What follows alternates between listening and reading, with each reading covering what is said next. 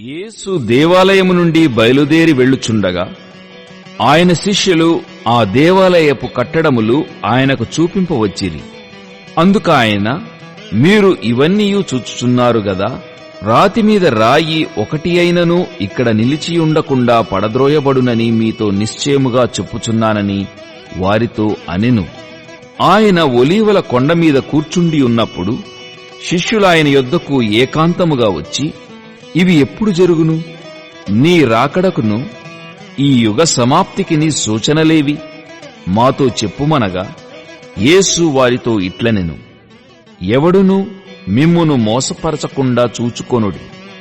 అనేకులు నా పేరట వచ్చి, నేనే క్రీస్తునని చెప్పి పలువురిని మోసపరచెదరు. మరియు మీరు యుద్ధములను గూర్చియు యుద్ధ సమాచారములను గూర్చియు వినబోదురు. మీరు ఇవి జరుగవలసి ఉన్నవి గాని అంతము వెంటనే రాదు. జనము మీదికి జనమును, రాజ్యము మీదికి రాజ్యమును లేచును. అక్కడక్కడ కరువులును భూకంపములును కలుగును. ఇవన్నీయు వేదనలకు ప్రారంభము. అప్పుడు జనులు మిమ్మును శ్రమల పాలు చేసి చంపెదరు. మీరు నా నామము నిమిత్తము సకల జనముల చేత ద్వేషింపబడుదురు. అనేకులు అభ్యంతరపడి ఒకనినొకడు అప్పగించి ఒకనినొకడు ద్వేషించుదురు. అనేకులైన అబద్ధ ప్రవక్తలు వచ్చి పలువురిని మోసపరచెదరు. అక్రమము విస్తరించుట చేత అనేకుల ప్రేమ చల్లారును. అంతము వరకు సహించిన వాడెవడో వాడే రక్షింపబడును. మరియు ఈ రాజ్య సువార్త సకల జనములకు సాక్ష్యార్థమై లోకమందంతటను ప్రకటింపబడును. అటు తరువాత అంతము వచ్చును.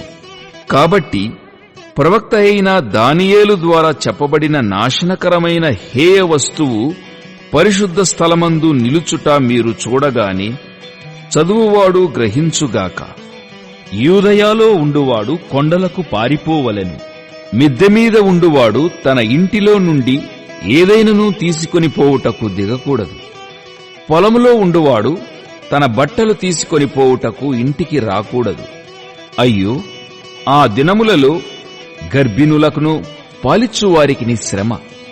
అప్పుడు మహాశ్రమ కలుగును గనుక మీరు పారిపోవుట చలికాలమందైనను విశ్రాంతి దినమందైనను సంభవింపకుండవలెనని ప్రార్థించుడి. లోకారంభము నుండి ఇప్పటి వరకును అట్టి శ్రమ కలుగలేదు, ఇక ఎన్నడునూ కలుగబోదు.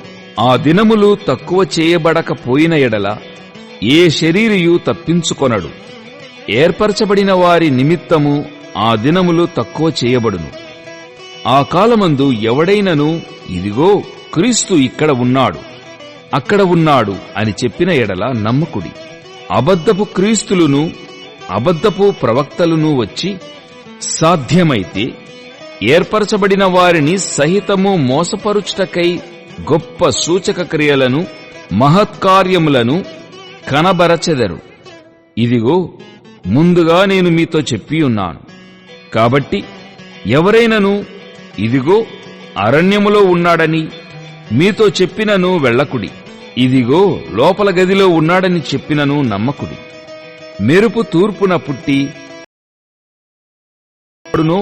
అలాగే మనుష్య కుమారుని రాకడయు ఉండును. పీనుగు ఎక్కడ ఉన్నదో అక్కడ గద్దలు పోగవును.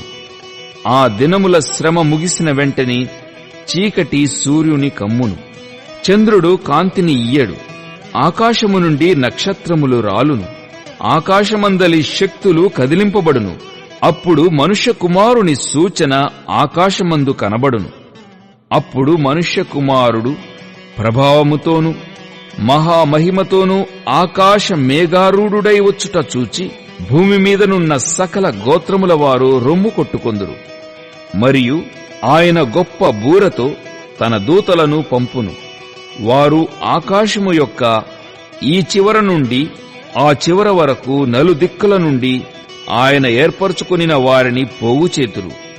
అంజూరపు చెట్టును చూచి ఒక ఉపమానము నేర్చుకొనుడి. చిగురించునప్పుడు వసంతకాలము ఇంకా సమీపముగా ఉన్నదని మీకు తెలియను. ఆ ప్రకారమే మీరీ సంగతులన్నీయూ జరుగుట చూచునప్పుడు ఆయన సమీపముననే ద్వారము దగ్గరనే ఉన్నాడని తెలుసుకొనుడి. ఇవన్నీయు జరుగు వరకు ఈ తరము గతింపదని నిశ్చయముగా మీతో చెప్పుచున్నాను. ఆకాశమును భూమియు గతించునుగాని నా మాటలు ఏమాత్రమును గతింపవు. అయితే ఆ దినమును గూర్చియు ఆ గడియను గూర్చియు తండ్రి మాత్రమే ఎరుగునుగాని ఏ మనుష్యుడైనను పరలోకమందిలి దూతలైనను కుమారుడైనను ఎరుగరు. నోవహు దినములు ఏలాగుండెనో మనుష్య కుమారుని రాకడయును అలాగే ఉండును.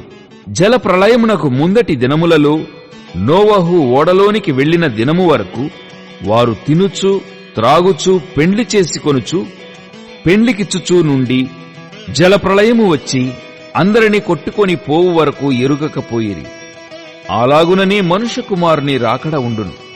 ఆ కాలమున ఇద్దరు పొలములో ఉందురు, ఒకడు తీసుకొని విడిచిపెట్టబడును. ఇద్దరు స్త్రీలు తిరుగలి విసురుచుందురు, ఒకతి తీసుకొని పోబడును, ఒకతే విడిచిపెట్టబడును. కావున ఏ దినమున మీ ప్రభువు వచ్చునో మీకు తెలియదు గనుక మెలకువగా ఉండుడి. ఏ జామున దొంగ వచ్చునో ఇంటి యజమానునికి తెలిసియుండిన ఎడల మెలకువగా ఉండి తన ఇంటికి కన్నము వేయనీయడని మీరెరుగుదురు. మీరనుకొనని గడియలో మనుష్య కుమారుడు వచ్చును. గనుకని మీరును సిద్ధముగా ఉండుడి.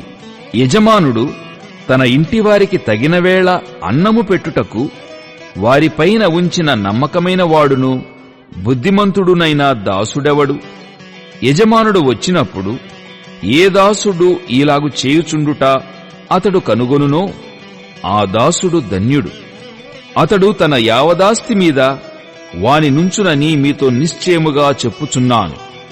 అయితే దుష్టుడైన ఒక దాసుడు నా యజమానుడు ఆలస్యము చేయుచున్నాడని తన మనస్సులో అనుకొని తన తోడిదాసులను కొట్ట మొదలుపెట్టి త్రాగుబోతులతో తినుచూ త్రాగుచూనుంటే ఆ దాసుడు కనిపెట్టని దినములోనూ వాడనుకొనని గడియలోనూ వాని యజమానుడు వచ్చి వానిని నరికించి వేషధారులతో కూడా వానికి పాలు నియమించును. అక్కడ ఏడ్పును పండ్లు కొరుకుటయూ ఉండును.